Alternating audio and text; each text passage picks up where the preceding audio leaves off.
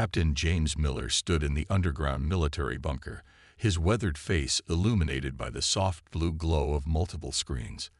His hands clenched into fists as he watched New York, London, and Tokyo fall within hours.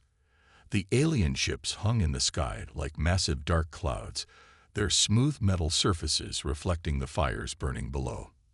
"Sir, they're using some kind of mass stun technology," Lieutenant Wilson reported, his voice shaking. Everyone within a 5-mile radius just drops. James watched helplessly as waves of purple energy swept through the cities. People fell where they stood, on sidewalks, in cars, at their desks. The aliens called themselves the Dominion, and they had appeared 3 days ago with a simple message: "Your planet is now our property. Resistance is futile." They were right about the resistance part, at least for now. Earth's most advanced weapons bounced off their shields like pebbles thrown at a tank. Fighter jets exploded mid-air before they could even get close. Aircraft carriers sank into the ocean after single hits from the alien weapons. "Get me the status of the other bunkers," James ordered, maintaining his composure despite the chaos unfolding on the screens. The reports came in quickly. Similar scenes played out across the globe. The Dominion ships deployed massive pods that landed in the cleared cities. From these pods emerged their ground forces, tall, armored figures that moved with mechanical precision. They carried devices that looked like oversized rifles, but instead of bullets, they fired nets of crackling energy that wrapped around any humans who had avoided the initial stun waves. "They're not killing anyone," observed Technical Sergeant Roberts, who sat at the main control panel. "They're collecting people." James nodded grimly. "They want slaves, not a dead planet." He had seen enough war in his lifetime to recognize the pattern. The Dominion wasn't here to negotiate or even to conquer in the traditional sense. They wanted Earth's workforce. Through the bunker's advanced surveillance systems, they watched as the aliens set up processing centers in captured stadiums and convention centers. Unconscious humans were sorted, tagged, and loaded onto massive transport vehicles. The efficiency of the operation was terrifying. These invaders had clearly done this before on other worlds. "Sir," Wilson called out, "we're picking up their communications. The translation software is working." The alien voices filled the command center, speaking in perfectly translated English. Their tone was casual, almost bored, as if this was just another day at work for them. Sector 7 cleared. Moving to Sector 8. Processing capacity at 80%. Prepare additional holding facilities. These primitives are even easier to subdue than the last planet. James felt his blood boil at their casual dismissal of humanity, but he forced himself to remain calm. Anger wouldn't help them now. They needed to be smart. "Keep recording everything," he ordered. "Their movements, their technology, their procedures. Every piece of information could be valuable." The bunker, designed to withstand nuclear war, remained undetected thanks to its advanced shielding. Similar facilities around the world reported in, creating a hidden network of resistance points. It wasn't much against the overwhelming force of the Dominion, but it was something. As night fell, James watched the aliens begin setting up permanent structures in the cities. They worked through the darkness, their ships providing artificial daylight. The world as they knew it had ended in less than a week. "They think we're primitive," James said to his team, his voice steady and determined. "They think we're weak. But they don't understand humans. We faced extinction-level threats before, ice ages, plagues, world wars. And we've survived. We've adapted. We've overcome." He looked at the faces of his crew, seeing the same resolve reflected in their eyes. "They think enslaving humans will be easy," he continued. "Let them think that, because when they least expect it, we'll show them exactly what humanity is capable of." The screens continued to flash with scenes of alien ships and captured humans, but in the depths of the hidden bunker, the first seeds of resistance were already taking root. Tom Walker kept his head down as he shuffled through the processing line, but his eyes missed nothing. As a mechanical engineer, He couldn't help but study the alien technology surrounding him. The Dominion guards towered over the human prisoners, their armor gleaming under the harsh artificial lights of the processing center. Next, barked the translator device attached to the nearest guard's chest. Tom stepped forward. The neural inhibitor felt cold against the back of his neck. He had watched hundreds of others receive theirs, each person's eyes going slightly dull afterward. But Tom noticed something interesting. The inhibitor's effect seemed to vary from person to person. Some became completely passive, while others retained a spark of awareness in their eyes. Processing complete. Move to labor section C, the guard commanded. Tom joined the line of processed humans. The massive warehouse had been converted into a sorting facility, with thousands of people being divided into different labor groups. His engineering background had earned him a spot in the technical division, which meant he would be working on maintaining the Dominion's equipment. Perfect, he thought, careful to keep his face blank. The neural inhibitor buzzed at the base of his skull. It was supposed to make him compliant, docile, and unable to resist commands. But Tom had noticed something crucial. The device had a cycling pattern. Every few minutes, there was a microsecond delay in its pulse, a flaw in the design, or perhaps human brains were different from the other species they had enslaved. In labor section C, Tom found himself among other technical workers. Some were former engineers like him, others were mechanics or technicians. They were assigned to repair and maintain the Dominion's ground vehicles under strict supervision. Worker 47,821. Begin diagnostic on Transport Unit 5, his supervisor ordered through the translator. Tom moved to the vehicle, his hands working automatically while his mind remained sharp.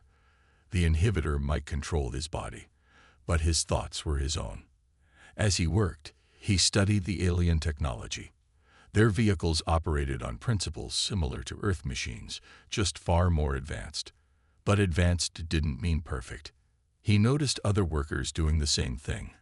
Their movements were obedient, but their eyes were alert. The Dominion guards didn't notice. Why would they? Their neural inhibitors had worked perfectly on every other species they had enslaved. During the meal break, Tom watched the guards' patrol patterns. They were predictable, moving in precise intervals. The aliens relied too heavily on their technology, assuming their control was absolute. They didn't notice the subtle glances between prisoners, the slight nods of recognition, the silent communication developing under their very noses. In the sleeping quarters that night, Tom lay on his thin mattress, feeling the inhibitor's pulse. He had counted the cycles now. There was definitely a pattern. More importantly, he had noticed that the human nervous system seemed to be adapting to it. Each day, the moments of clarity between pulses grew longer. A guard passed by, doing the nightly check. Tom remained still, appearing to sleep like all the others. But his mind was racing with calculations and possibilities. The Dominion had made a crucial mistake. They had assumed that human biology would react like all the others. They hadn't counted on humanity's greatest strength, adaptability. In the darkness, Tom smiled slightly. The aliens had given their most technically minded prisoners direct access to their technology. They thought the neural inhibitors made it safe. They thought humans were just another species to add to their collection of slaves. They were wrong. As he drifted off to sleep, Tom began planning. Tomorrow, he would find ways to communicate with others who showed signs of awareness. They would need to be careful, patient. The Dominion's overconfidence would be their weakness, but timing would be everything. The aliens thought enslaving humans would be easy. They were about to learn just how wrong they were. Dr. Maria Roberts watched the brain scan results with growing excitement, though she kept her face carefully blank. The Dominion had put her to work in their medical facility, studying the effects of the neural inhibitors on human subjects. They wanted to improve their control devices. Instead, they had given her the perfect opportunity to find their weakness. Subject shows normal compliance patterns. She reported dutifully, speaking into the alien recording device. But what she saw told a different story. The human brain was fighting back. Every scan showed the same pattern. The neural pathways were creating new connections, bypassing the inhibitor's influence. It was subtle, happening at a molecular level, but it was definitely there. Humans were adapting to the control devices, just as they had adapted to diseases, poisons, and countless other threats throughout their history. "Doctor, prepare next subject," the Dominion supervisor ordered through its translator. Maria nodded obediently, while her mind raced with possibilities. She had already documented over 50 cases of growing immunity to the inhibitors. The aliens didn't notice because they were looking at behavior, not brain activity. As long as people acted compliant, they assumed the devices were working perfectly.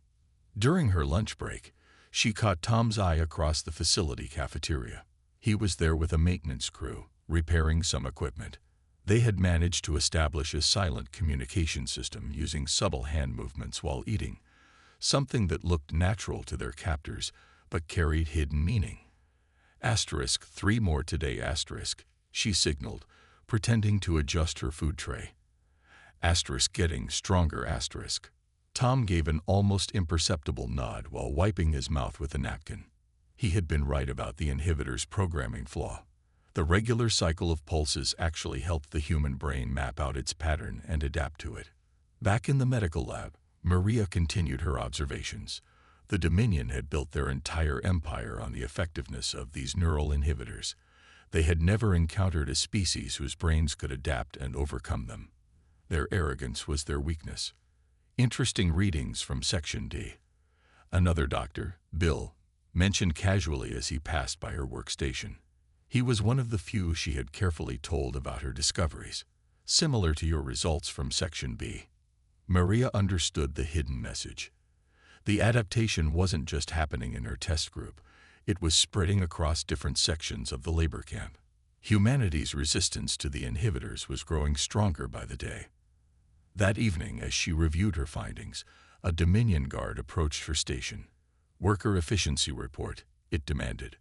Maria pulled up the false data she had prepared, showing exactly what they expected to see: complete human compliance with minimal neural degradation. The guard barely glanced at it. Why would it question the results? The idea that humans could overcome their precious technology was unthinkable to them. Late that night, in her sleeping quarters, Maria carefully documented her real findings using a code she had developed. The inhibitors worked by suppressing certain neural pathways while strengthening others. But the human brain was incredibly plastic. It simply built new pathways around the suppressed areas. More importantly, she had discovered that the adaptation could be accelerated. Certain mental exercises, when practiced regularly, helped the brain adapt faster to the inhibitor's influence. If they could spread this information throughout the labor camps. Maria hid her notes in a secret compartment she had created in her workstation. Tomorrow, she would find a way to pass this information to Tom. The maintenance crews moved between different sections of the camp. They could spread the word.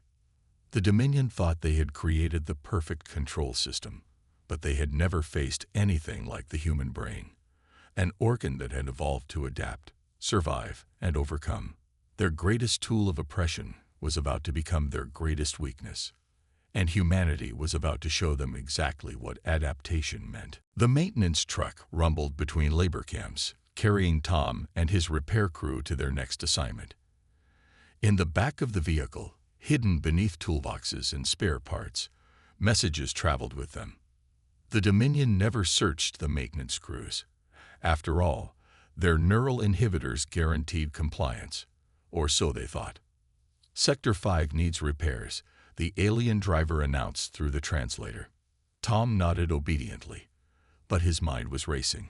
Sector 5 was where Dr. Maria's latest findings needed to go.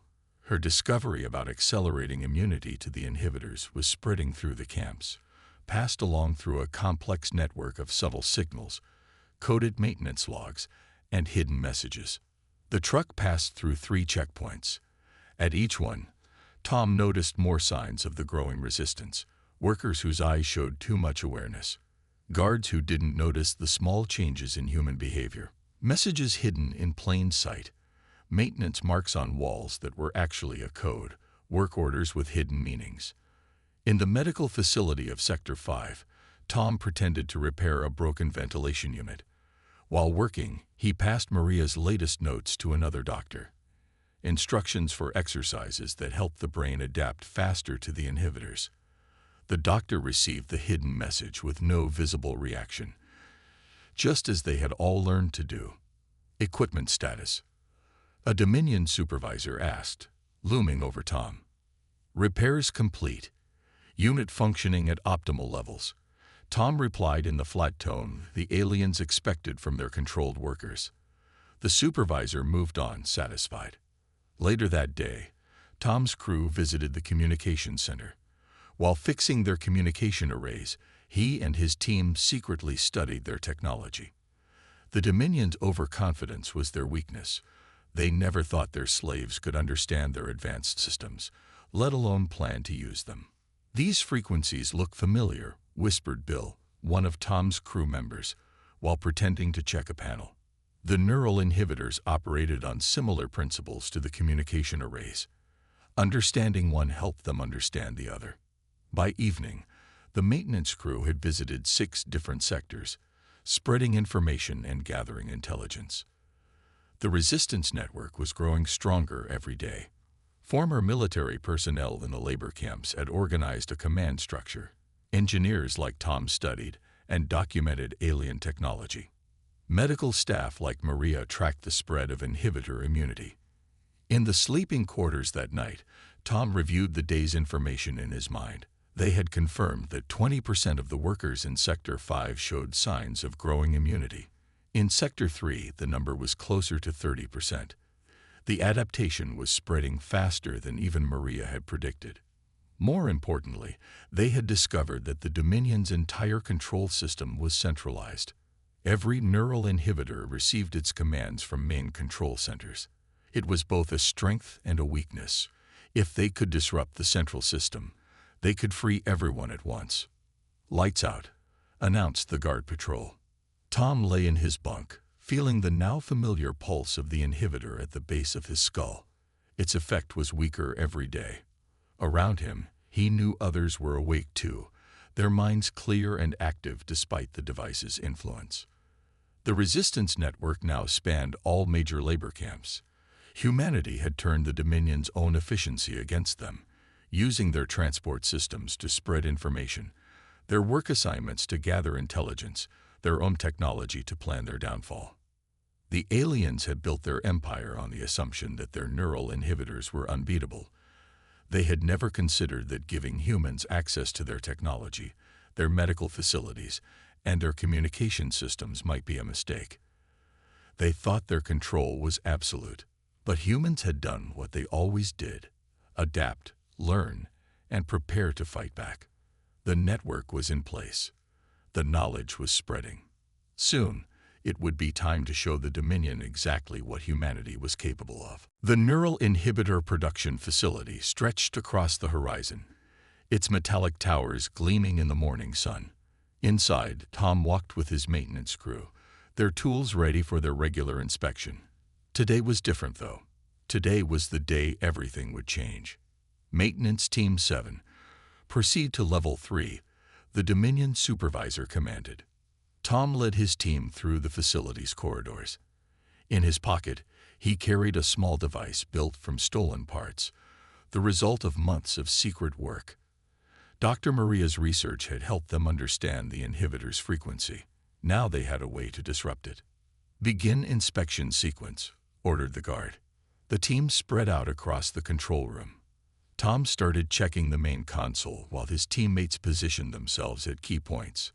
Through the windows, he could see the production lines below, where new neural inhibitors were being manufactured by the thousands. In the medical wing, Maria prepared for her part of the plan. She had scheduled a series of routine brain scans for the day. The Dominion didn't know that nearly 60% of the human workers were now immune to the inhibitors. They still saw the same obedient behavior, never suspecting that it was all an act. "Doctor, your first subject is ready," announced the medical supervisor. Maria began the scan, carefully uploading a specially prepared data file into the facility's main computer system. Hidden within the medical data was a virus, designed to spread through the Dominion's network and disrupt their control systems. Back in the control room, Tom watched the clock. At exactly noon, maintenance teams in every sector would execute their part of the plan. The Dominion's reliance on precise schedules would work against them. "System check required," Tom announced in a flat voice. The guard barely glanced at him as he connected his diagnostic device to the main console. The virus began its work silently, spreading through the facility's networks. In the medical wing, Maria watched as the first signs appeared on her monitor. Subtle changes in the system's behavior that the aliens wouldn't notice until it was too late. At 11:59, Tom felt his neural inhibitor pulse one last time. Around him, other workers continued their tasks, giving no sign that anything was about to happen. The Dominion guards maintained their regular patrol patterns, confident in their control. The facility's main clock struck noon. Tom pressed the final command on his device. Throughout the facility, neural inhibitors began to fail. The virus spread through the production systems, corrupting the programming of every new inhibitor being manufactured. For a moment, nothing seemed to change. Then, like a wave spreading across the facility, humans began to move with new purpose. Alert! Unauthorized activity detected. The Dominion alarm systems blared to life. But it was too late. The guards found themselves surrounded by fully aware humans who had been pretending to be controlled for months. Workers who knew every detail of the facility's operations. Engineers who had studied their technology. Medical staff who understood their weaknesses. Security breach in sectors 2 through 7. The alien communications system crackled with panic. Maria's virus had spread beyond the facility, reaching other labor camps through the Dominion's own networks. Across the region, neural inhibitors were failing.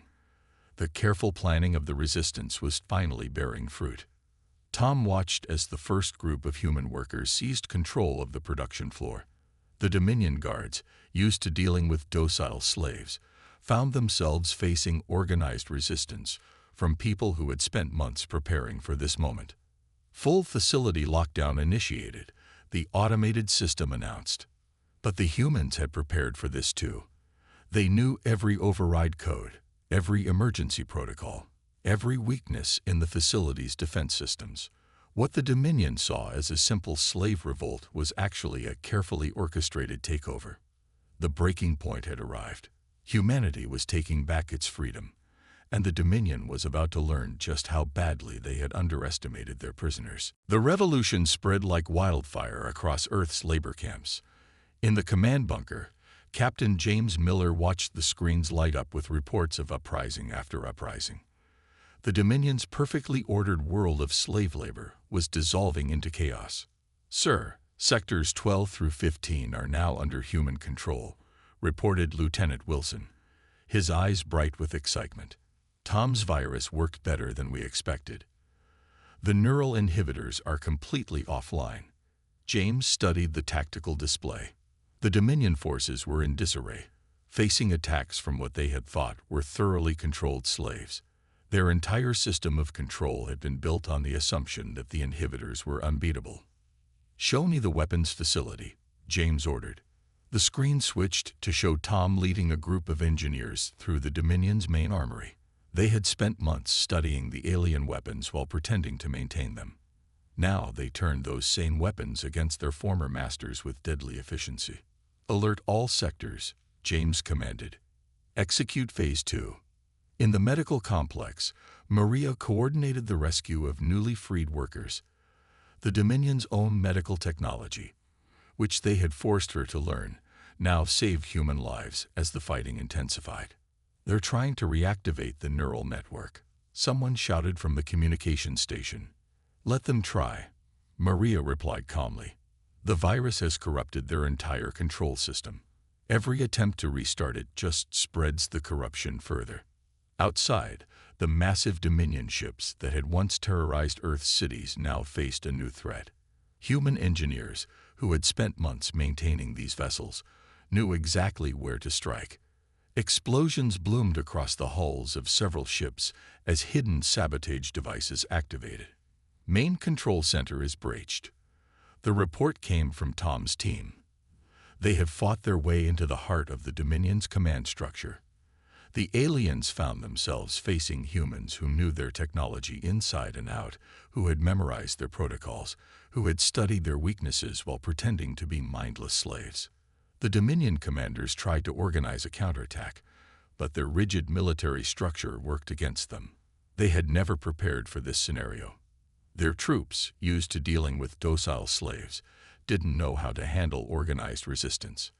They're retreating in sectors 3 and 4, Wilson announced. Their ground forces are falling back to the ships. James watched as groups of humans emerged from hidden bunkers across the globe, joining the freed workers. The resistance had carefully maintained these secret bases, waiting for this moment. Now they provided rallying points for the revolution. In the skies, more Dominion ships exploded. The aliens discovered too late that their enslaved maintenance crews had planted bombs throughout their fleet. Each attempt to take off resulted in more losses. "Sir, we're receiving transmissions from other planets," Wilson reported with amazement. "Other enslaved species. They're rising up too. The news of our rebellion is spreading." The Dominion's entire empire had been built on the power of their neural inhibitors. As word spread that humans had broken their control, other enslaved species began to fight back. The carefully maintained order of their galactic empire began to crack. "They're sending a transmission," announced the communications officer. "The Dominion command. They're requesting to negotiate." James smiled grimly. "Tell them we'll discuss terms after their complete surrender. Humanity doesn't negotiate with slavers." The screen showed more Dominion forces retreating. Their mighty empire, which had conquered countless worlds, was being undone by the species they had dismissed as primitive. They had given humans access to their technology, their weapons, their medical knowledge, all because they believed their neural inhibitors made it safe. That mistake would cost them their empire. The uprising had begun, and humanity was teaching the galaxy a lesson about the danger of underestimating those you enslave. 1 year after the uprising began, Earth had changed beyond recognition. The gleaming spires of Dominion control centers now served as humanity's first interstellar command posts. In the main chamber of what was once the alien headquarters, Captain James Miller stood before a gathering of human leaders and representatives from formerly enslaved species. "The last Dominion stronghold surrendered this morning," he announced, his voice carrying across the chamber. "Their empire is officially no more." Tom and Maria sat among the assembled leaders, their expertise with Dominion technology having proven crucial in the final stages of the war. The neural inhibitors that once controlled humanity now sat in museums, a reminder of the price of underestimating human potential. "Our ships have reached the outer colonies," Tom reported, standing to address the gathering. "The freed species there are eager to join our alliance. They've seen what happens when we work together." The screens around the chamber showed scenes from across the galaxy.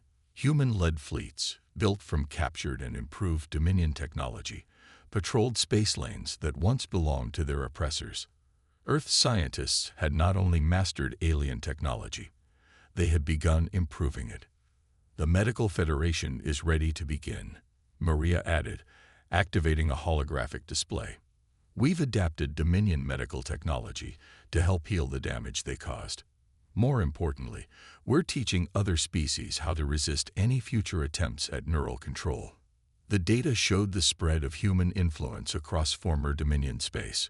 Where the aliens had built an empire of fear and control, humanity was creating a network of cooperation and mutual defense. The very creatures they had enslaved now led the charge into a new era. "We've received another diplomatic request," Lieutenant Wilson announced from his station. 3 more species want to join our alliance. They've heard about how we helped the others rebuild." James nodded, remembering how differently things had looked just 1 year ago. The Dominion had thought humans would be just another conquered race, too primitive to resist their technology. Instead, Humanity had not only broken free, but had lifted others with them. The former Dominion shipyards are now at full production, Tom reported. We've modified their designs, fixed the weaknesses we discovered during the uprising. Our fleet grows stronger every day. The chamber's displays showed the new ships under construction. They combined Dominion technology with human innovation. More efficient, more adaptable, and free from the flaws that human engineers had exploited during the rebellion. And what of the Dominion leaders? Someone asked from the assembly. They face justice for their crimes, James replied firmly. But not revenge. We're better than they were. The labor camps have been converted to education centers, where their people will learn to live without enslaving others. Maria's medical teams had already begun working with former Dominion citizens, helping them understand the cost of their empire's actions. Many had been shocked to learn the truth about the species they had considered inferior. We've established outposts in every sector of former Dominion space, Wilson reported.